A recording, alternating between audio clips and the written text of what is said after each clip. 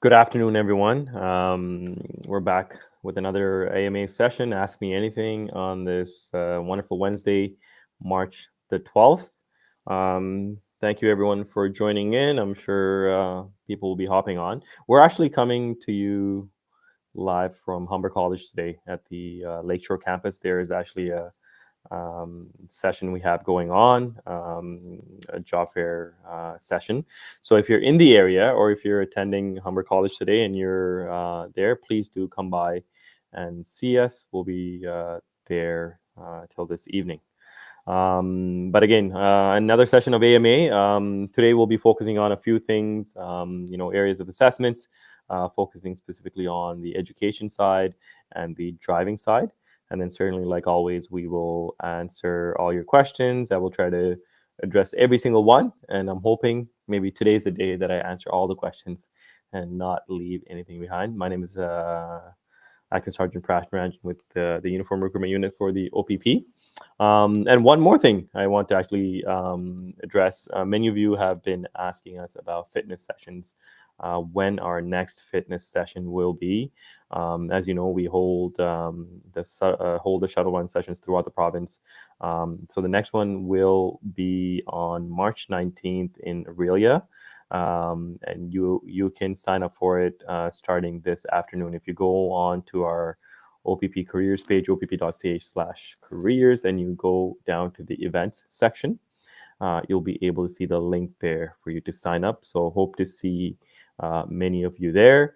The fitness session will kind of give you an opportunity to kind of understand where you stand on the shuttle run side of it, whether you are working towards getting level 7 or you want to kind of gauge if you're ready. And then certainly it'll give you the opportunity to kind of meet other recruiters and talk to us about any questions you had in preparing for our process. So hope to see many of you there. I see many of you are logging in. If you have any questions as I'm going through some information, please do put them in the chat box. I will try to address them as I'm going through. If I don't get your question or if I missed it, please do put it back in there and I will certainly address it. Okay, so let's start with just a few things I want to talk about, which is our areas of assessment. As you know, there are 10 different areas of assessment that we assess you on as you're going through the hiring process, whether it's at the application stage, the interview stage, essentially looking to see how competitive you are in all of those areas. If you want to know what these areas are, please go on to our website, opp.ca/careers, and you'll see all of them listed there in a pie chart format. But today we're going to be looking at education and driving. Why are these two areas important? Because education, the minimum requirement is high school. You need to have a high school education. But if you have anything beyond that, college, university, technical school, or trade school, again, these are all different areas that will still benefit you as you're going through the process. But high school is the minimum. You have to submit your transcript as you're going through the process. For your application, you have to upload it as you're going through the process. And again, we assess you on your ability to, learn. So how have you performed during high school? What your grades were? Were you involved in extracurricular activities? Were you working part-time? Were you volunteering as you were going through high school? And the same applies for college and university. When you were attending college, how you did overall, your grades, university, the same thing. How your grades were impacted. Do you have the ability to learn? And the reason I say that is when you go to Ontario Police College, there is an education portion that you have to pass with 75%. When you're at the Ontario Police College, you will be doing exams, a midterm and a final, where you have to pass on all the things that are taught to you, all the different laws, different areas of assessments that they will have there for you that you have to be able to pass. So when we assess your education from high school, college, and university, it's a baseline for us to see how well you are or how ready you are to tackle what you will face at the Ontario Police College.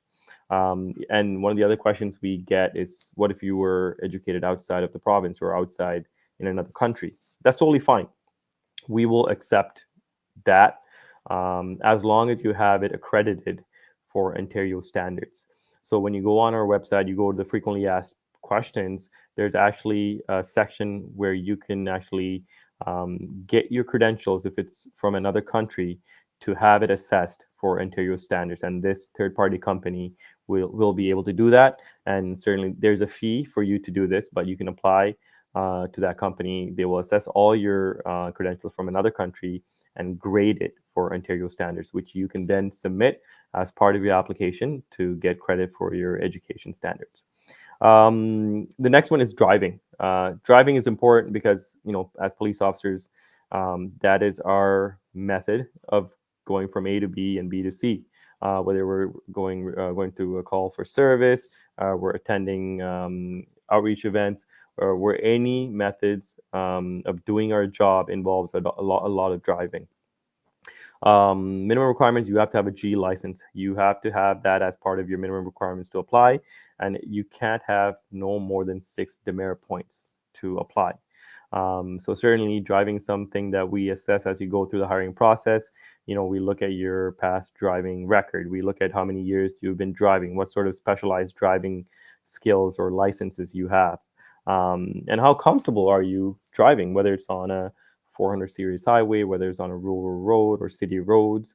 And we want to make sure when you're given the responsibility to operate a police cruiser, you're going to do it in a safe manner. That's going to reflect the OPP in a positive manner, but at the same time, it's going to earn the trust of the public, the motoring public, as you're a trendsetter and a role model when you're behind the wheel. So those are two things that we will assess when you're going through the process. And I see the questions are coming in already. Question about when getting a job offer and going into the academy, do you go as part of a cohort, or is everyone getting there at different times? No, you go as part of a cohort. When you're at the academy and when you're at the police college, you go in as a cohort. This past class in March, the first week of March that we sent, there's about 120 OPP officers, OPP recruits that will be attending. So when you go there, you're doing everything as a group. You can imagine 120 people, it's a big group.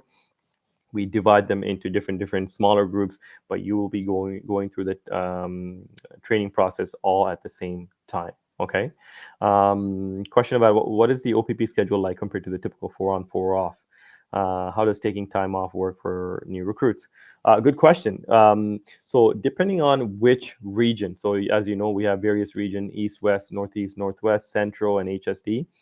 Depending on which region you go to and specifically which detachment you go to, they might be working a different schedule. 4 on 4 off means, you work 4 days, 2 day shifts, 2 night shifts, and you're off for 4 days. That's one type of schedule that you would work. There's also a 5-4 schedule, the 2-1 schedule. So depending on where you go and which detachment you work, they might work a different type of schedule. And that's something that you will get used to as you start working it. But I find most of the schedules that we work has a really good work-life balance, meaning you have a good amount of time where you get the time off to spend with your family and friends and to do the things that you need. So that way it works conducively for both of those areas. How does time off work? When you're a brand new recruit, you are allotted 2 weeks of vacation, and that increases with your tenure in the organization. As you pass certain milestones, you'll get to 3 weeks and 4 weeks, 5 weeks and 6 weeks, and so on and so forth. So again, that comes with time. Time off is based on essentially availability. So you can put your request in to have a day off. You'll also be eligible to pick vacation at the start of the year for the entire year, where you can block off certain weeks at a time. So that way, if you're planning to do some traveling or spend time with the family for whatever needs, that will be available to you. I found personally when I was a new recruit, time off wasn't a big issue. I felt I was able to get the time off that I needed based on my personal needs. And usually the supervisors, the sergeants are very understanding, and they know all the officers within their platoon, and they'll work amongst each other to make sure you accommodate somebody or to help somebody out if they need a day off here and there. So I find it is a good balance. Certainly it does work well. Question about timeline process and the submitting. So I guess, yeah, the question Rex is asking is about, when you put in your application, how long does the application process takes, and if you're hired, how does that look? As you know, we hire for 4 classes a year. Um, you know, January, March, June, and September. So those are the 4 intakes that you have at OPC, um, going spreading across about 23 weeks. And we're accepting applications 365 days a year. So one of the questions I always get asked is there a good time to submit the application? I think you should submit based on your competitive best. So if you think you're ready, and if you think you are a strong applicant, you fit all the areas of assessment, and you go online and you do your online portal application, and it's 100% ready to complete, please go ahead. If you think maybe you need some time to work on your fitness, I would say hold off on submitting your application. Make sure you can get level 7 on your fitness and then submit, because what happens is once you submit your application, the request for you to submit the fitness test would be right away. So it'd be a shame for you to submit the application, then we ask for a fitness video, and then you're not able to submit it because you're not meeting level 7. It just delays your application for no reason. So I would say wait to make sure that you can get level 7 on your fitness testing, and then you submit your application so you go through the process. We're hiring every 3 months, so we're sending a class every 3 months. So our goal is to try to get you into the next class possible. So if your file goes from application submission to job offer eligibility in 3 months, that's great. So we'll try to get you into the next class. If it takes 4 months, then obviously we'll try to get you into the class after that. So your file is always moving for articulation's sake, like a conveyor belt. It goes from one stage to the other, one after the other. So depending on how fast you get through the whole process, we will try to give you or put you into the next available spot for you to go to OPC. Okay. But yeah, that's a good question. So thank you for asking that. When does the training occur in Aurelia? Do training officers stay over there overnight, like the case of OPC? Yes, yeah. So when you are a recruit, you would be staying over at Ontario Police College Monday to Friday. Usually, how it works is all the recruits stay over Monday to Friday, and usually Friday night after classes, Friday evening when the classes end, people that are able to drive home will drive home, and then they would come back Sunday night because classes start early Monday morning. So you would have to stay over for you to get the full experience and do all the testing and the courses and the training that we do. And same thing happens at the academy. You would usually stay over Monday to Friday. Friday evening, you would wrap up. If you're able to drive home, you would drive home, spend some time, and then you would come back Sunday night because classes start Monday morning. And it's a good experience. Again, you're not by yourself. You are with your cohort of fellow OPP officers, and if you're at OPC, Ontario Police College, you're with the rest of the officers from all the services represented across the province. It's an environment that has good camaraderie. You're able to work with other services, other people, other officers from other services in your classroom and your pod. So I think it's a very positive and enriching experience. Certainly something that you would remember for the rest of your life. How long does it take to hear back from the OPP after we submit an application? We're pretty quick. I would say we're really quick. Within a couple of weeks, if not sooner, because we actually process much faster. So if you haven't heard anything back within a couple of weeks, one thing I find is please check your junk mail. Usually, when we respond back, if your email does not recognize the uh, email address, it will automatically change it into the junk mailbox. So please do check your junk mail. But if you find that you haven't heard anything back, please do contact us and just follow up with us just to make sure that we did receive your application and everything's okay. Can I still apply at 46? Absolutely. Absolutely. As you know, the minimum age to apply is 18, but there is no age cutoff.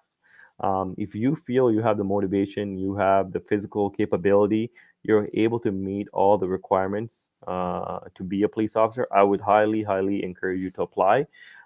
Age is just a number. I know it sounds like a cliche, but it's not going to stop you from having a successful career, no matter what the age is. As long as you're motivated, you want to do the career, and you can certainly do and meet all the requirements, I would really highly encourage you to apply. Um, will a boating license to apply will a boating license apply to the driving section of our application should records be under special skills? Yeah, that would be considered special skill. Yeah, absolutely. So if you have a license of any other kind, training of any other kind, maybe you speak a second language. So there's so many things that would fall under the special skills umbrella.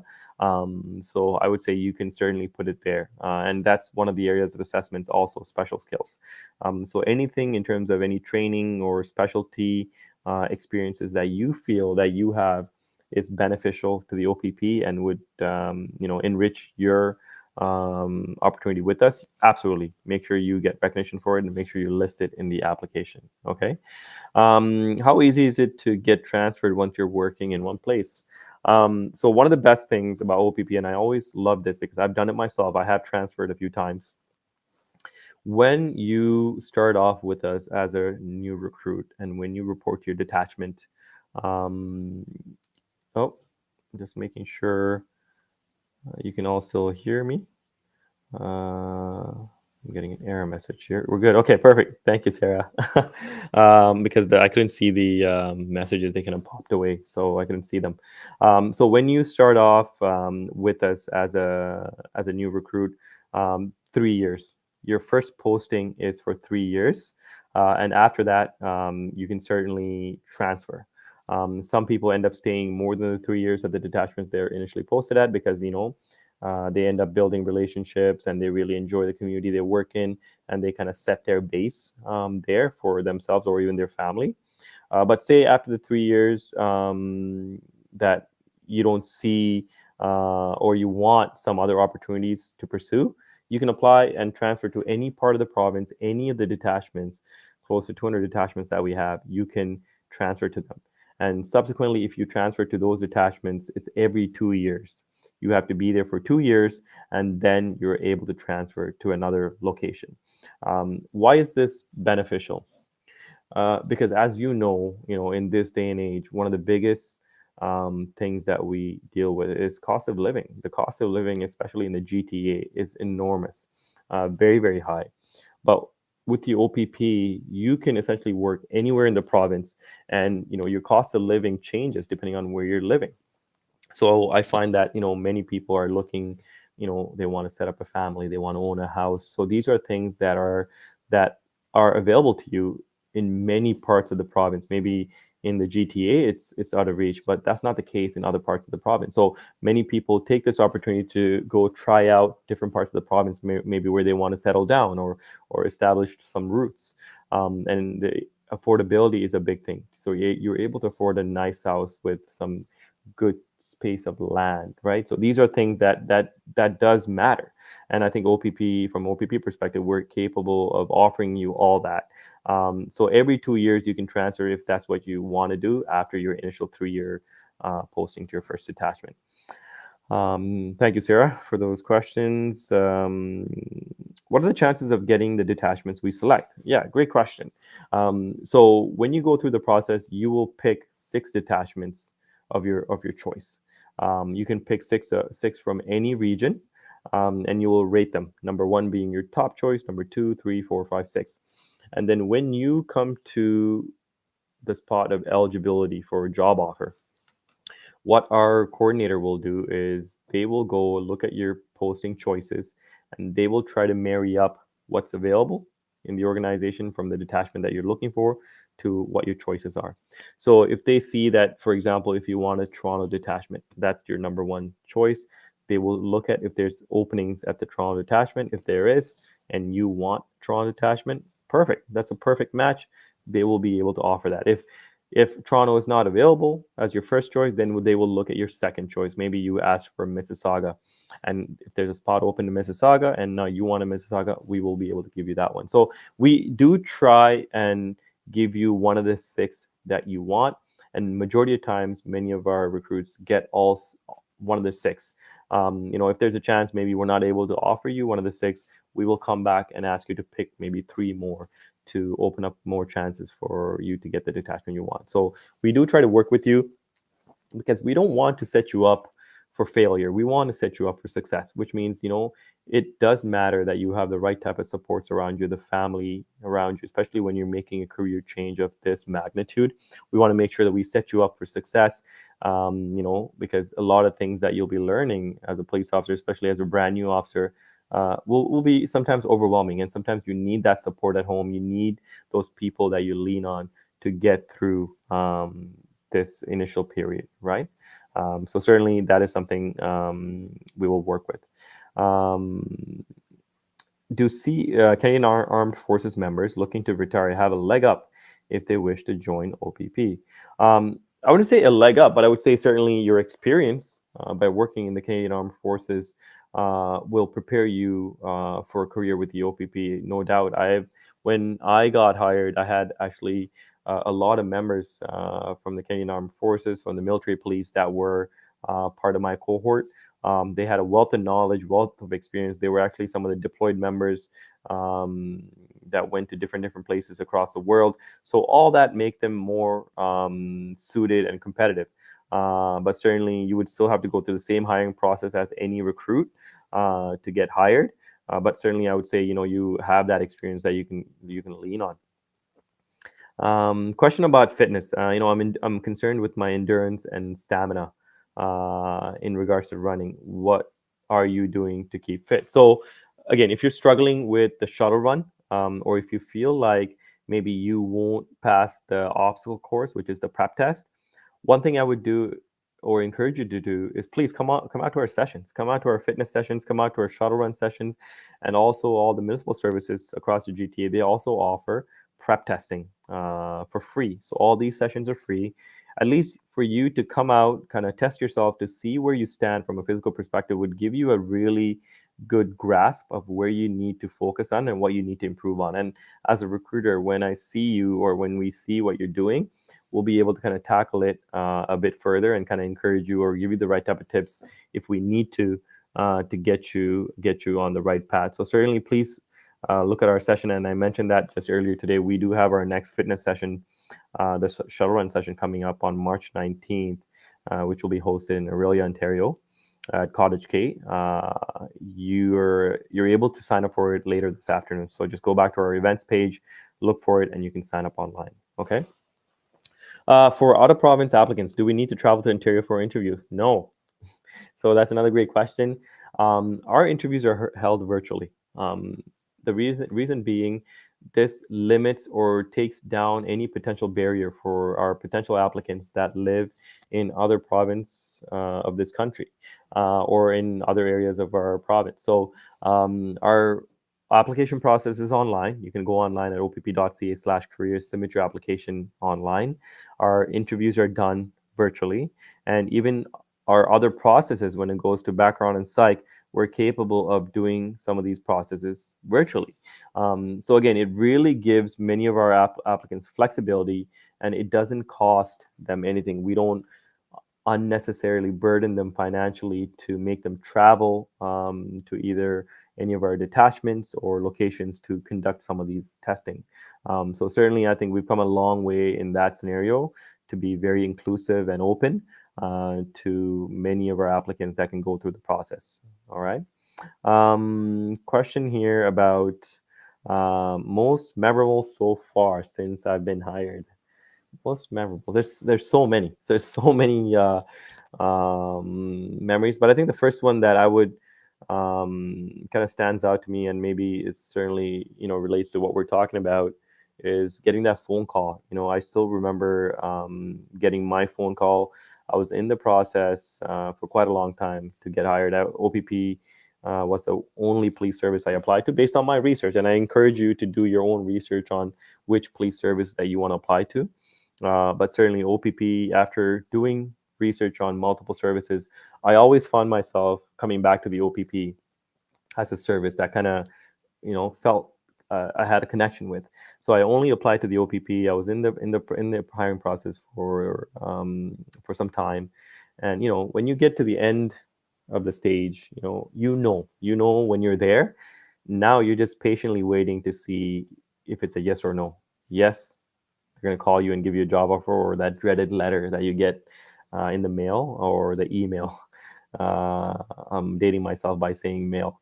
But when I got that call, I remember I was home, I was off. I was my day off from my regular work, um, and I got that call from the employment coordinator, and it's a call I never forget. It was a very emotional moment for me, because I worked really really hard to get hired. I put my all into it, and to see the culmination of all my hard work, in that moment when I got that call. And I still remember Lisa, asking, if I'm sitting down.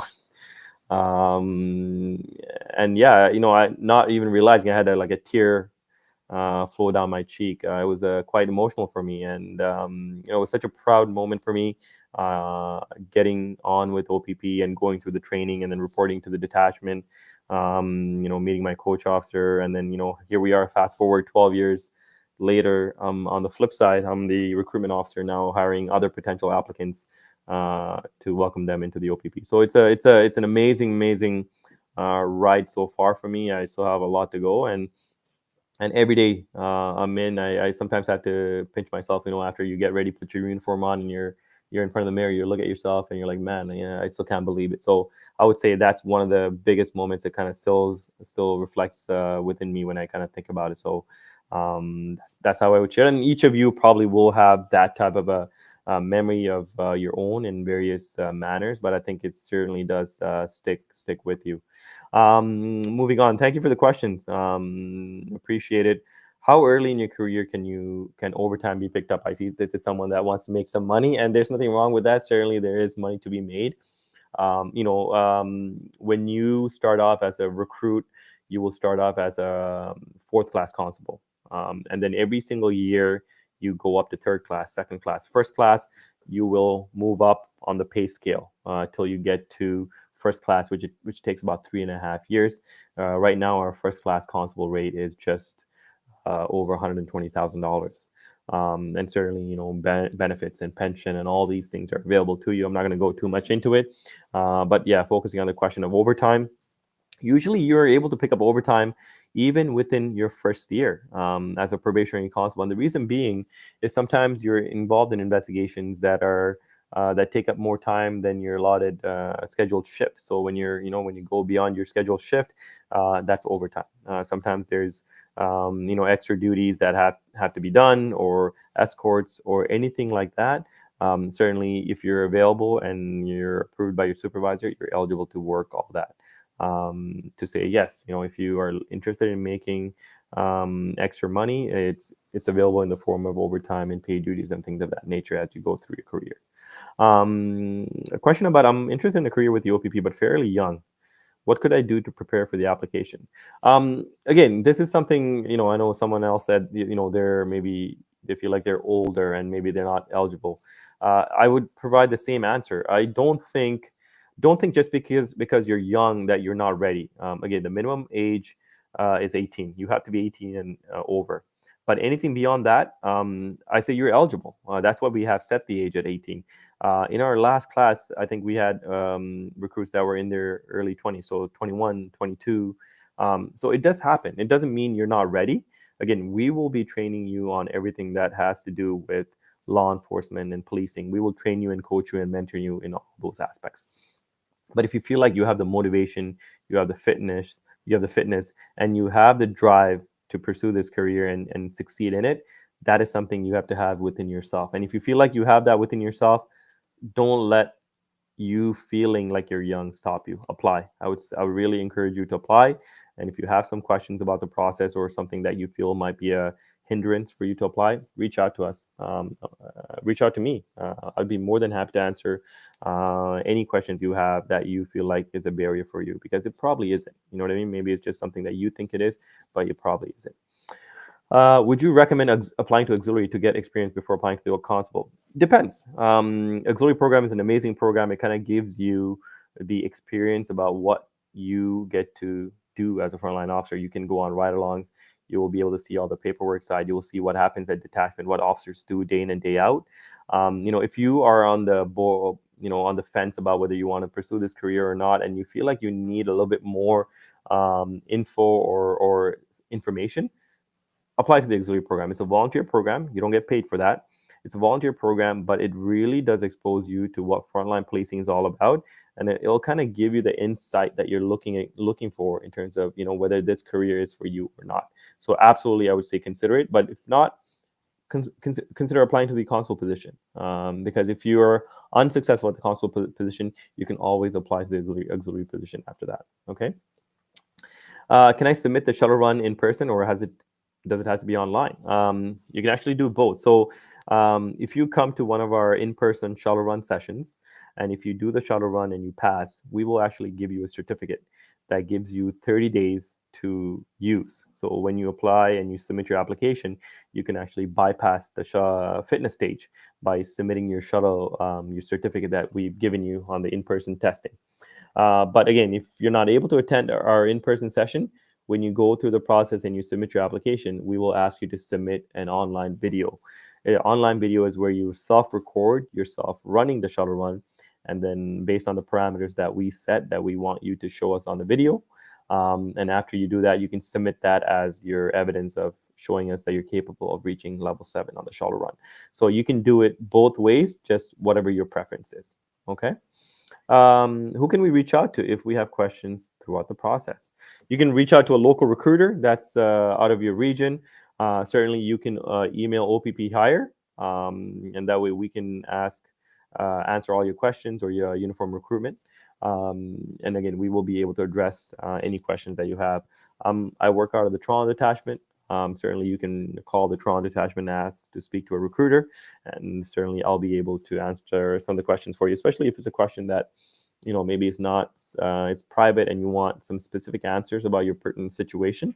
Then I would encourage you to reach out to a recruiter, and certainly we can have a chat about it. Okay. Um, what are the shifts like? And I think I answered this earlier.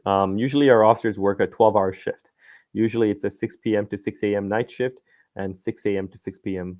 Day shift. And you would work a variety of shifts depending on where you go in the province, which region or detachment you work. But I find the common ones that you'll work is a 4 on 4 off, which means you work 4 days, 2 days, 2 nights, and you're off for 4 days, and you just flip back and forth, or you would work a 5 on 4 off, which switches back and forth. So again, depending on where you're going, this is the most common schedule. There might be some others that people work across the province, but I find usually most of the schedules that we work have a good work-life balance. So that way you feel like you're not always at work, but at the same time you feel like you have time with the family and you have ample time off to kind of get away from work, unplug, so that way you're ready and focused when you do come back to work. Okay, so that's one thing I would say. Um, are there any alternatives to the shuttle run part? Fitpin offers rowing instead of shuttle. So at this point in our hiring process, the only thing that we test you on is the shuttle, and it's a requirement. So you have to have the shuttle. You have to get level 7 on the shuttle. And then certainly you have to pass the prep test, which is something that you will do, the prep test and the shuttle when you go to the Interior Police College, and you have to pass both portions as part of your BCT, the Basic Constable Training Program. The PIN test is something that we do as part of your training when you show up to the academy, but certainly it's not something that we test you on when you go through the hiring process. Okay, so that's something that um, you can think of. Moving right along here, I'm sure some of the other questions are coming in. I'm going to try to address the others. Please do have them available if you have any questions. The other thing that I'd like to talk about is application. So when you go onto our website at opp.ca /careers, you'll find that we have an online portal. The online portal is a lot more faster, and it's also basically like a check-in system for you. So when you upload all the required information online, you'll see there's a percentage chart that shows how much of your application is complete. What we're looking for is an 100% complete, and the program will tell you if any or part of your application is missing.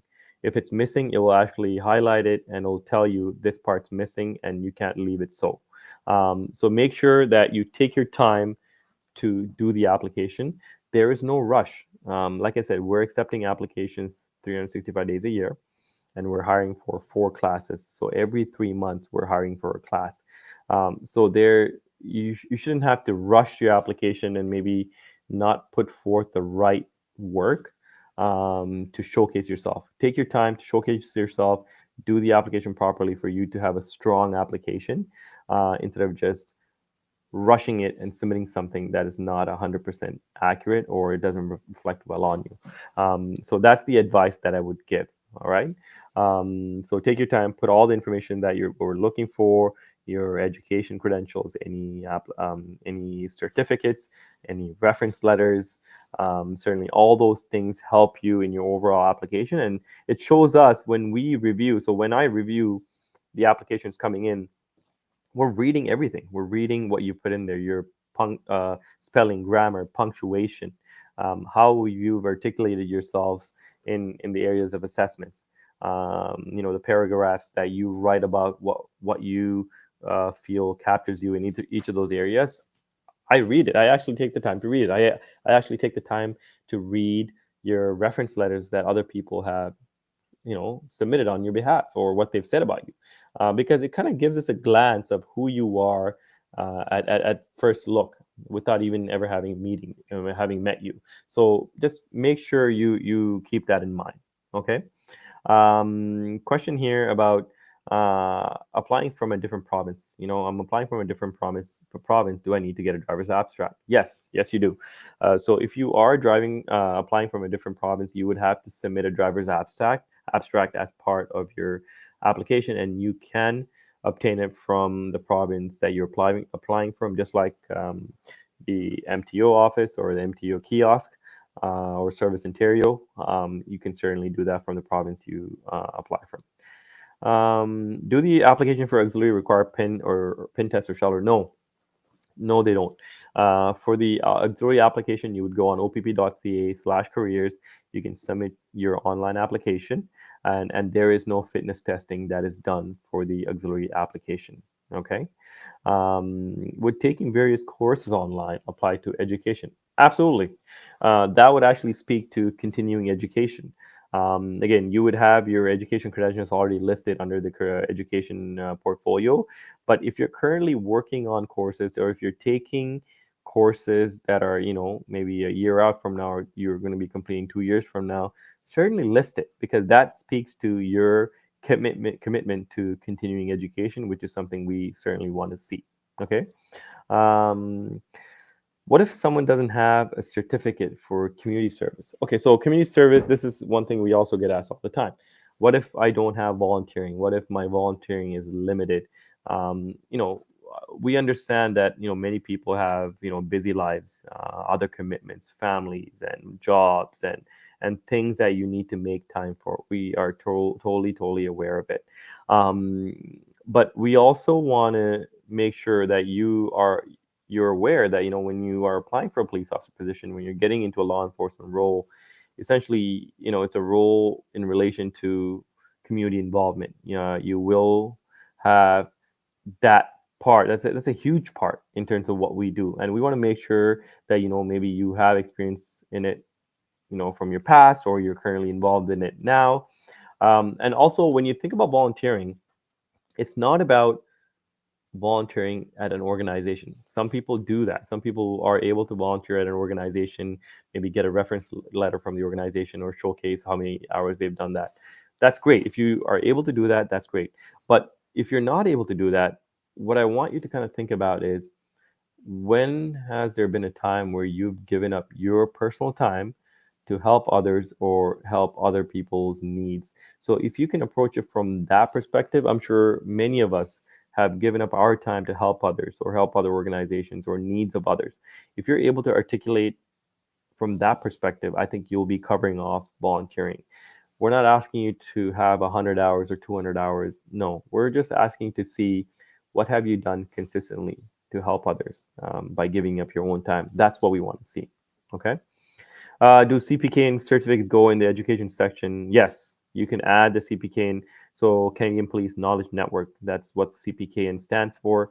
If you have, or for those of you that don't know, please go on to CPKN. It's a site that you're able to utilize by doing free law enforcement courses and seminars and many certificates you can obtain from there. It's a great knowledge platform. There are courses in there that you have to pay for, but there are many courses in there that you do not have to pay for. So you can sign up for free, get the certification done. You can do your courses there online for free too. All right. So look into that if you're interested. CPKN.ca or .com. Sorry. Can you please throw some light on what kind of investigation is done on the employment records? Yes. So as you know, employment is an area of assessment. We will be looking when you go through the process, and you have to obviously disclose this to us as you go through the process, every single job that you ever held.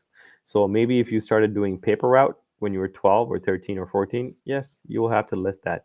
Any part-time jobs, full-time jobs, cash jobs. We will ask you to list all that information.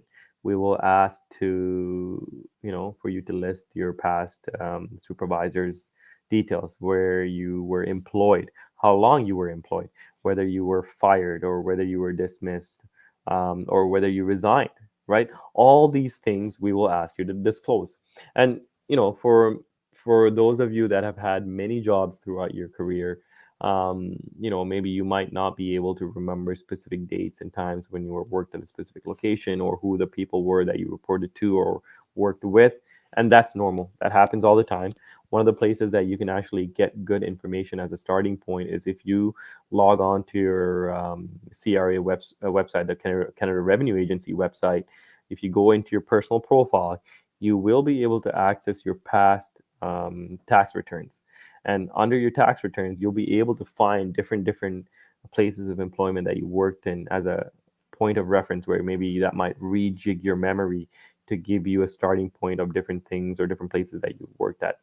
Again, it's up to you to list all that information, and say if you're not able to get everything that we're looking for, do the best you can. Do the best you can to list as much information as possible, and then certainly we will be able to do the rest on our end when you go through the background investigation stage to kind of top up whatever we need. Okay, and it's important, and when you go through the background investigation stage, we do speak to your past employers, we speak to your past supervisors, we speak to your past co-workers. You'd be surprised the amount of people we speak to about your past employment record and the history. Why do we do that? Because I think it's important. It's important for us as an organization to understand what sort of person we're hiring. Past behaviors is a good indicator of future results, and that kind of shows us, you know what I mean, in terms of what caliber of a person that we're getting. And I'm not saying we're looking for a perfect person. We all make mistakes. We all have things that we have lapses on, but certainly, we're looking for people that learn from those mistakes and grow, and how they've improved. And by speaking to employers that you've had over the years, we're able to gather that information about you. Okay. Thanks for the question, everybody. Really in-depth questions. What advice would you give to a student in high school who is interested in a career with the OPP? Certainly go on our website. Go on our website, read about the cadet program and the auxiliary program. And the reason that I say that is, if you're just a high school, if you're in high school right now and you plan to, attend post-secondary studies, I think one of the biggest benefits to you is if you're able to get into the auxiliary program or the cadet program. And the reason that I say that is, if you're planning to go to a 2-year post-secondary program or a 4-year post-secondary program, during that time that you're in school full time, you can work as a cadet part-time, or you can volunteer as an auxiliary part-time. The frontline experience that you will get by doing that will certainly prepare you once you graduate to apply to a police service that you want. And it kind of makes you understand the day in and day out of what policing is all about from a frontline perspective, because you'll be able to work with officers, go on ride-alongs with officers. You'll be able to do paperwork of what policing is all about, and this will get you certainly ready when you're ready to apply. So those are the two streams that I would really, really encourage you to look into if you're certainly going to be graduating high school soon. Okay. Um, if I studied a bachelor's degree abroad, um, in having the World Education Service certification enough for the education section? Yes, WES. That's exactly what it is. They will be able to assess your bachelor's degree from another country for Ontario standards. So you're able to do that. You're able to get that information for Ontario standards, and then you can submit that as part of your application. So you get credit for our education requirement. Okay. I've been in Canada. I've only been in Canada for about a couple of years, but I worked for the past 15 years. How does the employment background investigation work in that scenario? Yeah, good question. You are still required to list all that information. So even if you worked in another country, province, or state, you will do just as everyone else by listing all the information that we're looking for. The name of the organization, people that you worked with, people that you reported up to, the time frame that you worked in, any sort of issues that you had, if you were dismissed or fired or resigned. All that information we expect you to list. And then when you're going through the background investigation stage, we will be able to dive into all that. And if need be, we will be able to contact all the employers that you have listed and get more information if it's required. So you do the best you can to give all the information, and then we will do what we need to on our part from a background investigation perspective to top up your file. Okay, so that's how we would do that. Question: is there anything specific that I need to study for the OP from the OPP website in relation to the ECI and the LFI? So the ECI is the Essential Competency Interview, and the LFI is the Local Focus Interview. And for the OPP, both of these interviews are combined, and they are done at the interview stage. So initially, when you break down the process, you have the application stage. You would submit the application online, and the stage after that would be the fitness stage. We would request that you send and submit a video showing us that you're capable of reaching level 7. If you're successful in doing so, then your file is assessed. And if you're suitable and competitive, we will then request that you come in for an interview. It's a virtual interview. And usually it's a one-on-one interview. We do a one-on-one interview with a recruiter such as myself, and we would have a chat, just like how I'm having a chat with you right now. We would have a chat, and this is where we dive into anything and everything about you as an applicant, your experiences, your motivation, everything that we're looking for to find out about you, on whether you will be a good candidate for us, whether you will be a good police officer for the OPP. And if you're successful there, certainly you move on to the psychological testing and background investigation, and then to a final job offer. But during the one interview that you have with us, that will cover the LFI and ECI portions of it.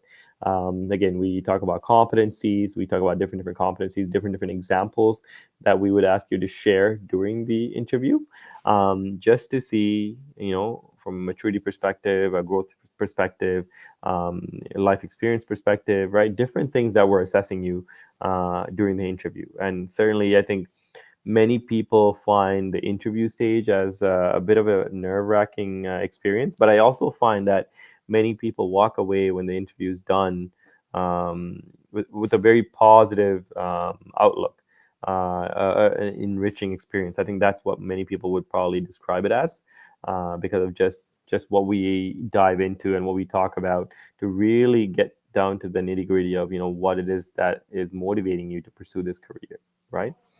How many interviews are there throughout the process?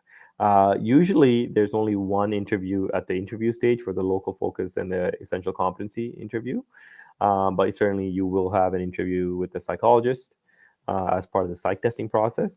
But that's it. There isn't another interview that you would have um, in the hiring process from application to job offer. Okay, so that one interview that you have with the recruiter, that is where you really need to hit it out of the park. That is where you really need to articulate and showcase, why is it that we should hire you to the next class that we're going for, right? And I think many people do that in that interview by showcasing all their positives and challenges that they face in life and what brings them to this point of sitting in front of a recruiter. Um, one of the things I know I talked about at the start is the fitness session that we're hosting on March 19th. So I just want to reiterate that because you will be, I think, after our session today. Oh, we're almost at 3, just like that. Time flies. So after our session today, you should be able to hop on our website, opp.ca/careers, and when you go onto the events page there, you should be able to see our sign up list for our next fitness session, um, which is being held in Aurelia, Ontario. So hopefully we'll see many of you there. But certainly, if you're not able to make it to that session, rest assured we will have other fitness sessions throughout the province. We are working on a few in the GTA that we're going to be holding because we've been getting a lot of requests for that. As you know, we would love to host a session every single day or even once a week. But again, securing locations in the facilities is quite challenging, especially if we want to move around to different parts of the GTA and even beyond that. So again, rest assured, we will certainly try to do that and keep checking the website or our social media feeds because we usually will promote it and have all that there. So in wrapping up, again, I want to thank each and every one of you for hopping on our AMA sessions. We usually try to keep doing it consistently every other Wednesday, if we can. But certainly, if you have any specific questions about the recruitment process or the hiring process, I would encourage you to email us or certainly call one of our recruiters. I'm out of the Toronto detachment, so certainly please feel free to call me if you have any specific questions or you want to talk to me about a specific topic that you feel that impact you. We're currently in the process of hiring for our next class, which is at the end of May and June, and the one after that would be in September, and the one after that would be in December. So we're certainly hiring. We're certainly taking applications throughout the coming days, and through it will be for the rest of the year and beyond. But like I said, only apply when you're at your competitive best. If you feel like you're ready to meet the fitness obligations and you're able to meet all the other areas of assessment, especially the two that we focused on today, which is education and driving. You need your G license with no more than 6 demerit points to apply, and you also need your high school as a minimum. And certainly, if you have education from outside this country, certainly you can go to WES to get your credentials assessed for Ontario standards, and that way you're able to submit it as part of the application. Okay. So again, thank you everyone. Wish you all the very best for the rest of the day on this beautiful March 12th, and look forward to seeing you, whether it's in person, whether it's at our fitness sessions, or certainly, who knows, maybe I might be doing your interview the next time you get selected for one. So certainly look forward to seeing many of you throughout our process.